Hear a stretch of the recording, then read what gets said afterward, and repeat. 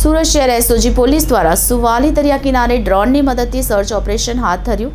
નશીલા પદાર્થોને પકડી પાડવા સુરત શહેર પોલીસની ફોજ મેદાનમાં ઉતરી છે।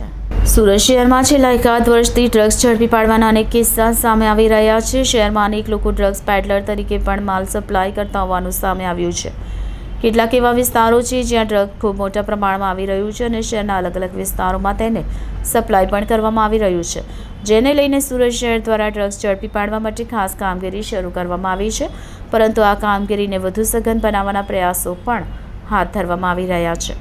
ગુજરાત રાજ્યના દરિયાકાંઠે કરોડો રૂપિયાનું ડ્રગ્સ ઝડપાઈ રહ્યું છે। પોલીસની સક્રિયતાને લીધે ખૂબ મોટા પ્રમાણમાં ડ્રગ્સ ઝડપી પાડવામાં સફળતા મળી રહી છે। ખાસ કરીને દરિયાકાંઠાના જે વિસ્તારો છે ત્યાંથી પણ ડ્રગ્સ શહેરમાં ખૂબ જ સરળતાથી પ્રવેશી જાય છે અને તેના કારણે તેનું વેચાણ પણ શહેરમાં ખૂબ મોટા પ્રમાણમાં થાય છે। ડ્રગ્સના સેવનના કારણે યુવાધન પોતાની યુવાની વેડફી રહી છે, ત્યારે સુરત પોલીસ કમિશનર દ્વારા નો ડ્રગ્સ ઇન સિટીની ઝુંબેશ વધારે સક્રિયતાથી થાય તેનો પ્રયાસ શરૂ કરવામાં આવ્યો છે। ડીસીપી રાજદીપસિંહ નકુમે જણાવ્યું કે દરિયા કિનારા ખાતે આજે સર્ચ ઓપરેશન શરૂ કરવામાં આવ્યું હતું, જેમાં ક્રાઇમ બ્રાન્ચ એસઓજી સહિતની ટીમે પેટ્રોલિંગ શરૂ કર્યું હતું। સુવેલી દરિયા કિનારે થોડા દિવસ અગાઉ અફઘાની ડ્રગ્સ ઝડપાયું હતું। અગાઉ આ વિસ્તારમાંથી બિનવારસી ચરસ મળી આવ્યું હોવાથી અહીં સઘન તપાસ કરવામાં આવી રહી છે। ડ્રોન કેમેરાની પણ મદદ લેવામાં આવી રહી છે, જેથી કરીને સુવાલી દરિયા કિનારાના આજુબાજુના ઝાડી ઝાંખરના વિસ્તારમાં પણ નજર રાખી શકાય।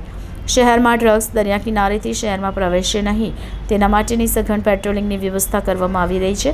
નશાકારક કોઈપણ પદાર્થ શહેરમાં ન પ્રવેશે તેના માટે ચારે તરફથી ધ્યાન રાખવામાં આવી રહ્યું છે અને સમયાંતરે સર્ચ ઓપરેશન હાથ ધરીશું।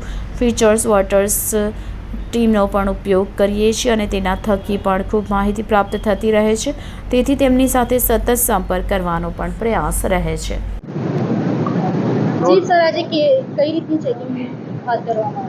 ગુજરાત રાજ્યમાં છેલ્લા કેટલાક સમયથી કચ્છના દરિયા કિનારે જે રીતે ચરસ તથા કોકેનનો જથ્થો મળી આવેલ છે તે અંતર્ગત એટીએસ દ્વારા પણ વારંવાર સૂચનાઓ આવતી હોય છે અને આ ઉપરાંત અમારા પોલીસ કમિશનર શ્રી અનુપમસિંહ ગેહલોત દ્વારા એક આગમચેતીના ભાગરૂપે એક સર્ચ ઓપરેશન કરવાનું અમને સૂચના અને માર્ગદર્શન મળ્યું।